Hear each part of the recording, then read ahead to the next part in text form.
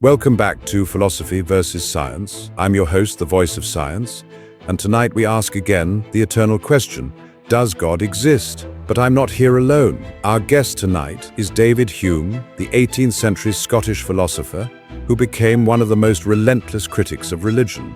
He famously argued that miracles cannot serve as proof for God, and that human reason should guide us, not superstition. Hume's skepticism shook the foundations of theology and still sparks debate today. So, let's dive in. Hume, if God exists, why do you say his supposed miracles prove nothing?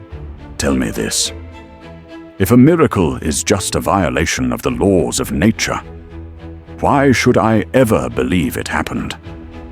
Our entire experience is built on the laws of nature never failing. To believe in a miracle is to believe the entire universe bent itself once just to break its own rules.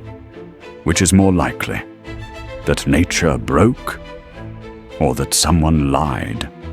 Or perhaps not a lie, but human error. Psychology shows people are prone to see patterns, agency and meaning even where none exist. But consider this, if the universe was created, wouldn't miracles be exactly what you'd expect from a God intervening? Then ask yourself, why do miracles always happen long ago, in distant lands, reported by the faithful, never under impartial scrutiny?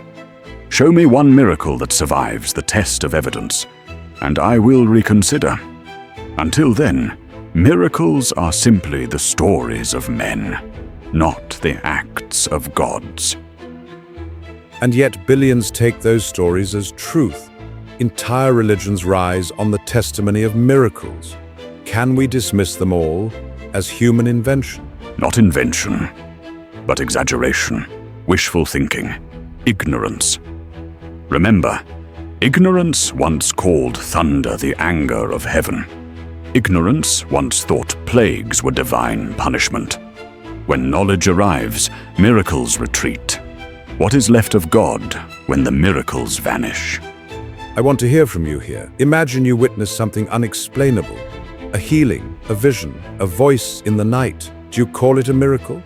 Or do you wait for science to explain it? Which would you trust more, your senses or the stability of natural law? Write it in the comments. I'm curious where your line is. And let us not forget the argument from design. People point to the complexity of life, the stars, the harmony of the cosmos, and say, surely this is the work of a designer. But complexity is not proof of design. It is proof only of complexity. A house proves a builder because we have seen builders build houses, but we have never seen a universe made. Why assume a cosmic architect? Yet modern cosmology shows the constants of the universe are finely tuned. The slightest change in gravity, electromagnetism, or nuclear force, and life would be impossible. Doesn't that whisper of design? Or it whispers of chance, or necessity. Or perhaps countless universes exist, and only in this one can life arise to notice. To leap from fine-tuning to God is to leap from ignorance to fantasy. The leap proves nothing. Hume, what about morality? Many argue God is needed to anchor right and wrong. Without him, everything is permitted. Nonsense. Morality comes from human nature, from sympathy and utility. We approve of kindness because it benefits us and others. We condemn cruelty because it harms.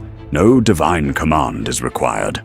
Only humanity's shared interest in well-being. Goodness is not obedience. It is compassion. Modern psychology agrees. Jonathan Haidt's research shows our sense of morality comes from evolved instincts of cooperation and fairness. You don't need God to explain why humans care for one another, but faith often inspires extraordinary acts of sacrifice and forgiveness. Doesn't that matter? Sacrifice is admirable, but it is not divine.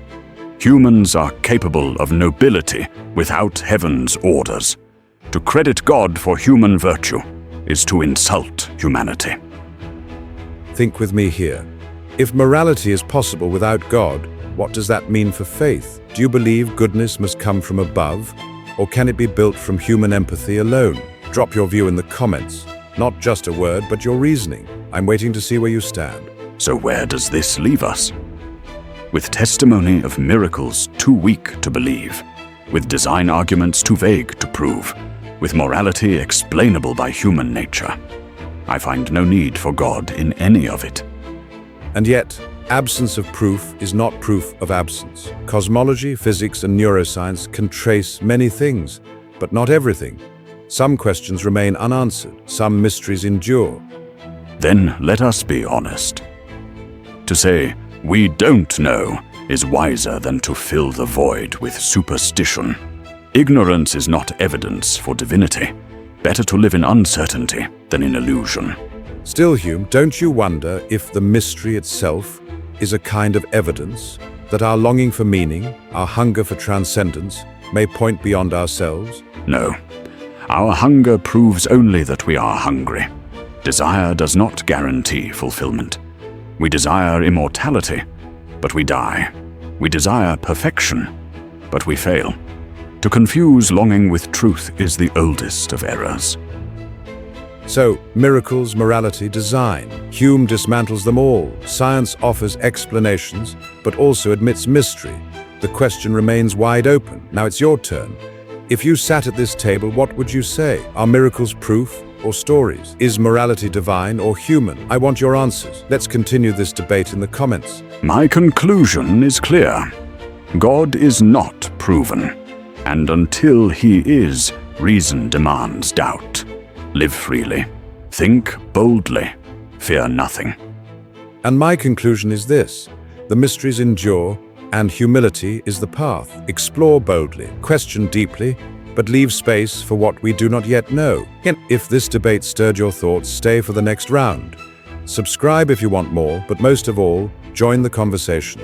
I'll see you in the comments, where this debate truly lives.